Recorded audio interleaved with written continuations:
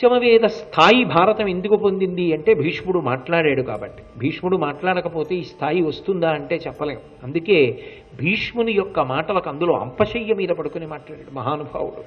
ఆ మాటలు అంత శక్తివంతములయ్యాయి. ఆయన మాట్లాడితే ధర్మరాజు గారికి మనశ్శాంతి కలిగింది. అందుకే రామాయణంలో సుందరకాండ ఎంత శక్తివంతమో మహాభారతంలో శాంతి పర్వము అనుశాసనిక పర్వము అంత శక్తివంతములు. కాబట్టి కృతఘ్నుని కుబుద్ధి అంటే ఆయన ఒక నిర్ణయం చేసుకుంటూ ఉంటాడు. ఏదో ఆలోచన వస్తుంది, ఓ నిర్ణయం చేస్తాడు. ఆ నిర్ణయం చేయడానికి ప్రాతిపదిక ఉండదు. ఒక నిర్ణయం చేయడానికి ఓ ప్రాతిపదిక ఉండాలి. ఏమిటి ప్రాతిపదిక? అది ధర్మమా కాదా? ధర్మమా కాదా ఎలా నిర్ణయిస్తావు? నీకు తెలిస్తే వేదం అంగీకరిస్తుందా? నీకు వేదము తెలియదు. స్మృతి అంగీకరిస్తుందా? స్మృతి తెలియదు. పురాణంలో విన్నటువంటి కథలని బట్టి ఇటువంటివి చెయ్యవచ్చా? పోనీ పురాణాలు వినలేదు. పెద్దలు ఇటువంటి పనులు చేస్తారా? మంచి నడవడి కలిగిన వారు ఇటువంటి పనులు చేస్తారా? పోనీ మంచి నడవడి కలిగిన వారు ఎలా ఉంటారో నీకు తెలియదు. అంతరాత్మ ఒకటి ఉంటుంది, తప్పు అలా చేయకని చెప్తూ ఉంటుంది. అంతరాత్మ ప్రబోధం. ఈ 5 దృష్టిలో పెట్టుకుని నిర్ణయం చెయ్యాలి. అంతేకాని అంతరాత్మ కంఠం కూడా నొక్కేసి నువ్వు నిర్ణయం చేసుకుని పాడవకూడదు. 5 పాటించి నిర్ణయించుకున్నవాడు బుద్ధిమంతుడు. ఈ 5 పక్కన పెట్టేసి నాకు సంతోషం కాబట్టి నీ చేసేస్తాననడం బుద్ధిహీనుడు. బుద్ధిహీనుల వద్ద నేనుండను, బుద్ధిమంతుల వద్ద నేనుంటాను. కాబట్టి కుబుద్ధి వర్జింతు ఎంగిలి వర్జించి ఇలువాడి ఘటశుద్ధి కలిగిన కాంతలందు నిల్తు.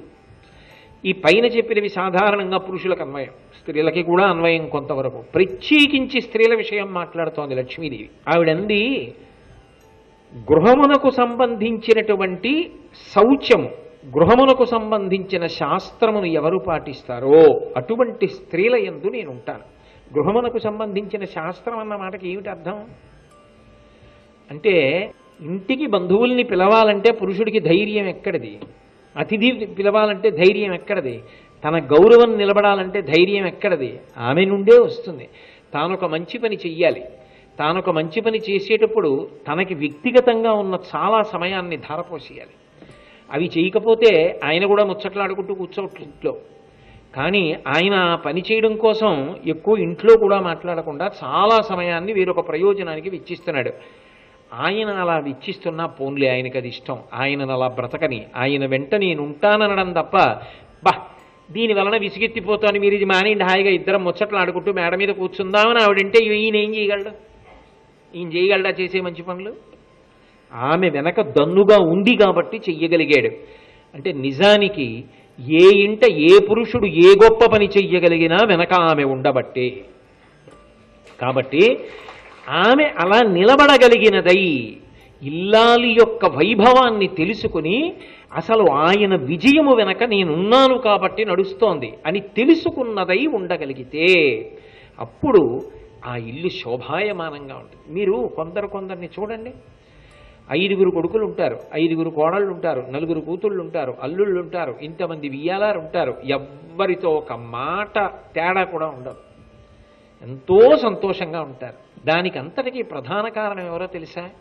నిజానికి పురుషుడు కాదు, ఆ ఇంటి ఇల్లాలు. ఆమె ప్రేమ, ఆమె అందరినీ కూడగలుపుకుంటుంది. ఎందుకో తెలుసా? అక్కర్లేని చీకాకులు అవి ఇంట్లో బయలుదేరితే ఆయన అశాంతి పొందితేది ఆయన ఆరోగ్యానికి భంగకరం. నాకు కావలసిందా ఆయన, నా పసుపు కుంకాలు. ఆయన సంతోషంగా ఉండాలి. చిన్న చిన్నవి ఏ ఉన్నా ఆమె జీర్ణం చేసేసుకుంటుంది తప్ప బయట కూడా అందం. ఒక్కొక్క ఇల్లాలు అలా నిలబడిన కారణం చేత కుటుంబాలు నిలబడతాయి. ఏ ఇంట అయినా గొప్ప ప్రశాంతత సాధారణంగా దేని వలన వస్తుంది అంటే ఆ ఇంటి ఇల్లాలి గొప్పతనం. అది అంత తేలికైన విషయం ఏం కాదు, అది వాళ్ళ గొప్పతనం. నిజంగా కూడా వాళ్ళ ఓర్పు, వాళ్ళ మర్యాద, వాళ్ళ ప్రేమ, బంధువుల్ని కలుపుకోవడం, అక్క చెల్లెళ్ళు వాళ్ళ ప్రేమ, అది లేనినాడు ఏ పూర్ణత్వం ఉంటుంది? అందుకని ఆ ఇంటికి సంబంధించిన విషయముల మీద తన కర్తవ్యమునందు నిష్ట కలిగి ఉండి ఘటశుద్ధి అంటే పాత్రలు శుభ్రంగా ఉన్న ఇంట్లో ఉంటారు. పాత్రలు శుభ్రంగా ఉండడం అంటే ఏమిటి? ఇంటిని చూసి ఇల్లాలని చూడండి అని అంటారే, ఎక్కడ చూసినా ఇంగిలి గిలాసులు, ఎక్కడ చూసినా ఇంగిలి గిన్నెలు, అలా ఉండడానికి అవకాశం ఉండేది ఎక్కడ అంటే ఒక్క పసిపిల్లలు ఉన్న ఇంట్లో మాత్రం క్షమార్హం. ఎందుకంటే పసిపిల్లలు ఉన్నారనుకోండి, ఆ ఇంట ఎక్కువ పాత్రలు వాడవలసి ఉంటుంది. తల్లికి చాలా ముఖ్యమైన పనులు ఉంటాయి ఆ పసిపిల్లలతో. అప్పుడు ఉన్నా అది ఎవరూ తప్పట్టరు. కానీ తగినంత అవకాశం ఉండగా ఇంట్లో పాత్రలన్నీ మకిలి పట్టి ఉండకూడదు. అలా ఉంటే ఇంటికే కదండి అనారోగ్యం. కాబట్టి ఇంటి పాత్రల యొక్క శుద్ధిని బట్టి నేను ఆ ఇంటి ఇల్లాలి వైభవాన్ని గమనించి ఆమె యందు నిలబడతాను అని లక్ష్మీదేవి అంటూ, ఎటువంటి వారి యందు ఉండను వల్లభ ప్రతికూల, అయిన దానికి కాంద్యానికి భర్త ఎతి అంటే తాను పెతి అనాలని. అంటే వ్యతిరేకించకూడదా అండి అంటే నేను మీకు ఒక మాట చెప్తాను, వ్యతిరేకించి తీరవచ్చు, ఏమీ అభ్యంతరం లేదు అందులో. నిజానికి ఒక్కొక్కసారి భర్తకు వచ్చిన ఆలోచన కన్నా భార్యకి మంచి ఆలోచన వస్తుంది. వస్తే దానికి ఏం అనుభవం ఉండక్కర్లా, పెద్ద చదువుకోక్కర్లేదు కూడా. శభాష్, మంచి మాట చెప్పావే, నువ్వు చెప్పింది బాగుంది, తప్పకుండా నువ్వు చెప్పినట్టు చేద్దాం అని భర్త అంగీకరించగలగాలి. తానొక మాట అందనుకోండి, నువ్వు చెప్పింది తప్పు, ఇలా ఆలోచించు, ఇలా చేస్తే బాగుంటుంది అన్నాడు అనుకోండి, అవును ఆయన చెప్పింది బాగుంది కదా అని ఆమె అంగీకరించగలిగి ఉండాలి. అంతేకాని ఎప్పుడూ ఎవరో ఒకరి మాటే చెల్లాలన్న పెంకితనం పనికిరాదు. అది భర్త విషయంలోనైనా దోషమే, భార్య విషయంలోనైనా దోషమే. 24 గంటలు నా మాట నిలబడాలని భార్య అనుకోకూడదు, నా మాటే నిలబడాలని భర్త అనుకోకూడదు. ఒక అభిప్రాయం అడిగి బాగా చెప్పింది అనుకున్న నాడు మంచి మాట చెప్పావు, ఆచరిద్దాం. చెప్పలేదు అనుకున్న నాడు నింద చేయడం కాదు, ఇది ఇందుకొద్దు, ఇలా ఆలోచన చెయ్యి, ఇలా చేద్దాం. ఆమె అంతకన్నా బాగా ఆలోచన చేసి రేపు నీకు ఇంకొక మంచి ఆలోచన చెప్పచ్చు. అంతే తప్ప ప్రతిదానికి భర్తకి వ్యతిరేకంగా మాట్లాడకుండా ఉండాలి. ఎప్పుడు వస్తుంది ఆ భావన అంటే, సాధారణంగా లోకంలో ఏమిటంటే ఉండకూడని పెద్ద దోషం ఏమిటంటే, తనకన్నా పైన ఎవరు ఉంటారో వారు తనకన్నా అసమర్థులన్న భావన కొంతమందిలో ఉంటుంది. మా నాన్నగారికి ఏం తెలియదండి, ఆయన అమాయకుడు, ఒక భావన. మా ఆవిడికి ఏం తెలుసు, అదో భావన. మా ఆయనకి ఏం తెలుసు, అదో భావన. ఇంకా నీ పైన ఉన్నవాడు ఎవరికి ఏమీ తెలియదు, ఎక్కడున్నా నీకే తెలుసా అన్నీ, ఇంకా ఎవరికి ఏమీ తెలియవు, నీకే తెలుసా. ఒదగడంలో గొప్పతనం ఉంది కదా. మంచినీళ్ళు ఎందుకు గొప్పవయ్యాయి, ఏ పాత్రలో పోస్తే ఆ పాత్రలోకి ఆ రూపంలో ఇమిడుతాయి.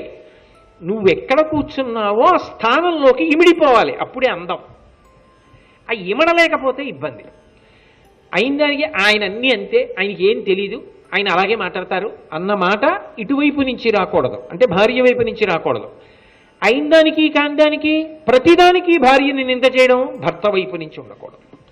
కాబట్టి అలా వల్లభ ప్రతికూలురైనటువంటి స్త్రీల యందు నేను ఉండను. నిష్ఠురాత్మలు, నిష్ఠురాలంటే అవతల వారి యందు తప్పు పట్టడానికి నిజంగా వాళ్ళు యోగ్యులేనా, అది వాళ్ళ తప్పు వల్ల జరుగుతోందా ఆ ఇబ్బంది అన్నది ఆలోచించకుండా వాళ్ళ తప్పు ఏముందని తెలిసిండి కూడా వాళ్ళని నింద చేస్తూ ఉండడం, అది అస్సలు అంగీకారయోగ్యము కాదు. నేను ఉండనటువంటి వాళ్ళ దగ్గర అంది లక్ష్మీదేవి.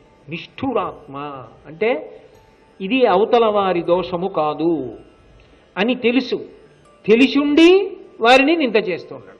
ఏమిటి ప్రయోజనం దానివల్ల అంటే, అలా ఉండకూడదు సుమా. నిజానికి లక్ష్మీదేవి ఉండాలంటే మనం చక్కదిద్దుకుంటే మనమే ఆవిడ తప్పకుండా వస్తుంది సుమా అని భీష్మాచార్యుల వారి యొక్క ఉవాచ. అన్యమందిరగామిని, ఎప్పుడు ఇంటికి తాళం వేసి ఎక్కడికో వెళ్ళిపోవాలి, తన ఇంట్లో తానుందామని అనుకోకపోవడం.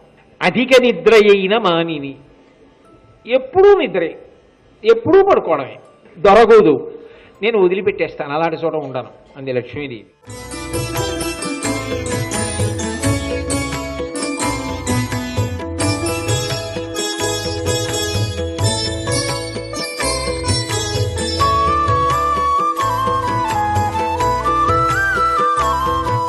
సర్వం శ్రీ ఉమామహేశ్వర పర